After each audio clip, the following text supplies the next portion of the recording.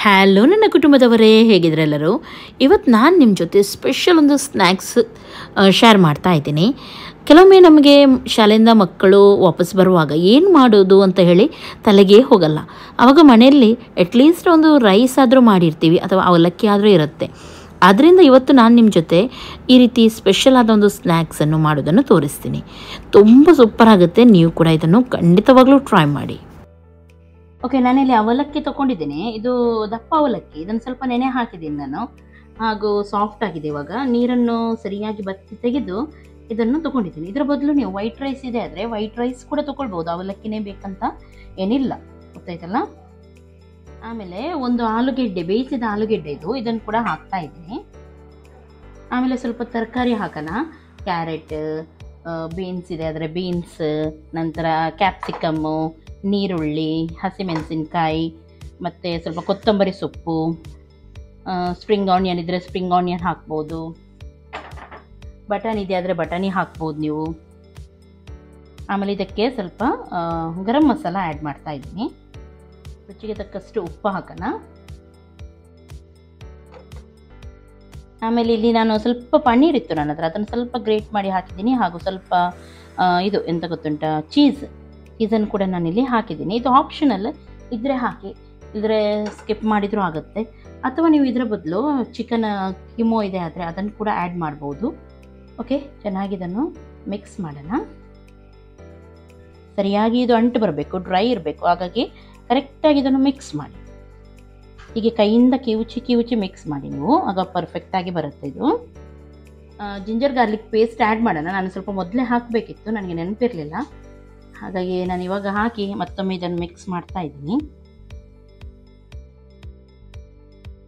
Okay, ಇಲ್ಲಿ ಇವಾಗ ಇದು ರೆಡಿ ಆಗಿದೆ ನೋಡಿ. ಕರೆಕ್ಟಾಗಿ ಅಂಟು ಬರುತ್ತೆ ನೋಡಿ, ಎಷ್ಟು ಚೆನ್ನಾಗಿ ಬರುತ್ತೆ ಇದು.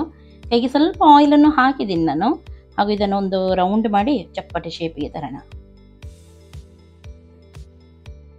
ನೋಡಿ. ಹೀಗೆ ಕಟ್ಲೆಟ್ ಎಲ್ಲ ಮಾಡುವಾಗ ನಾವು ಶೇಪ್ ಮಾಡ್ತೀವಿ ನೋಡಿ, ಆ ರೀತಿ ಮಾಡಿದರೆ ಆಯ್ತು.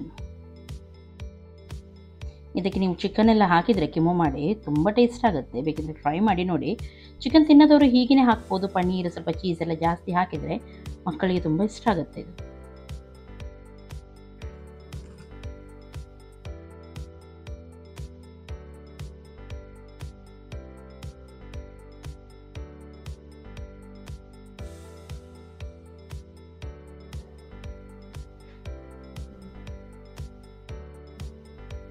ನೋಡಿ, ಈ ರೀತಿ ಮಾಡಿದರೆ ಆಯ್ತು ಎಲ್ಲವನ್ನು ಕೂಡ. ನಾನಿಲ್ಲಿ 3 ಮೊಟ್ಟೆ ತಗೊಂಡಿದ್ದೀನಿ ಇದು ಕೋಟಿಂಗ್ಗೆ. ಹಾಗೂ ಇದರೊಂದಿಗೆ ನಾನು ಮೈದಾವನ್ನು ಹಾಕ್ತಾ ಇದ್ದೀನಿ, ಒಂದು 1/4 ಕಪ್ಪಷ್ಟು. ನೀವು ಮೈದಾದ ಬದಲು ಗೋಧಿ ಹುಡಿ ಕೂಡ ಸೇರಿಸ್ಬೋದು. ಸ್ವಲ್ಪ ಉಪ್ಪನ್ನು ಹಾಕೋಣ, ಜಾಸ್ತಿ ಬೇಡ. ಹಾಗೂ ಸ್ವಲ್ಪ ಅರಶಿನ. ಇದಕ್ಕೆ ಒಂದು 2 ಚಮಚದಷ್ಟು ನೀವು ಇದು ಮೊಸರನ್ನು ಹಾಕಿದರೆ ಆಯಿತು, ಜಾಸ್ತಿ ಬೇಡ. ಚೆನ್ನಾಗಿ ಇದನ್ನು ಮಿಕ್ಸ್ ಮಾಡೋಣ. ಓಕೆ, ಬ್ಯಾಟರ್ ಕರೆಕ್ಟಾಗಿ ಇಲ್ಲಿ ಮಿಕ್ಸ್ ಮಾಡಿದ್ದೀನಿ ನಾನು. ಹೀಗೆ ಬಂದರೆ ಸಾಕು. ಇವಾಗ ಒಂದು ತೆಗೆದಿದ್ರೊಳಗೆ ಹಾಕೋಣ. ಇನ್ನೊಂದು ಸೈಡಲ್ಲಿ ಎಣ್ಣೆ ಕೂಡ ನಾನು ಬಿಸಿ ಮಾಡಲಿಕ್ಕೆ ಇಟ್ಟಿದ್ದೀನಿ.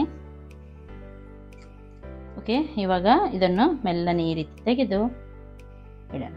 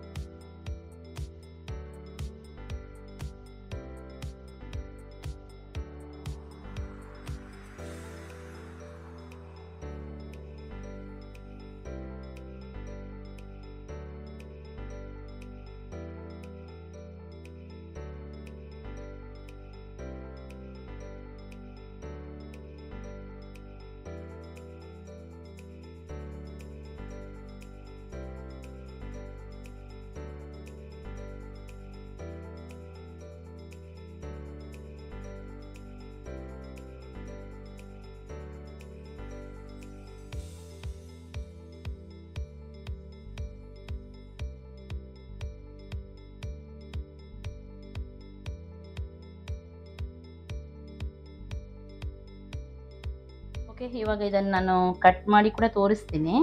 ತುಂಬ ಬಿಸಿ ಉಂಟು.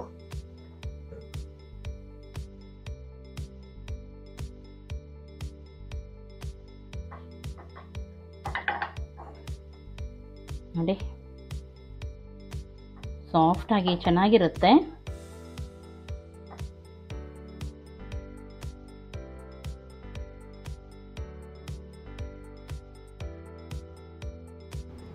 ಓಕೆ, ತುಂಬ ಚೆನ್ನಾಗಾಗತ್ತೆ. ಇದನ್ನು ನೀವು ಖಂಡಿತವಾಗ್ಲೂ ಟ್ರೈ ಮಾಡಿ ಮನೆಯಲ್ಲಿ, ಹಾಗೂ ನಿಮ್ಮ ಮಕ್ಕಳಿಗೆ ಎಲ್ಲರಿಗೂ ಕೂಡ ತಿನ್ನಿಸಿ.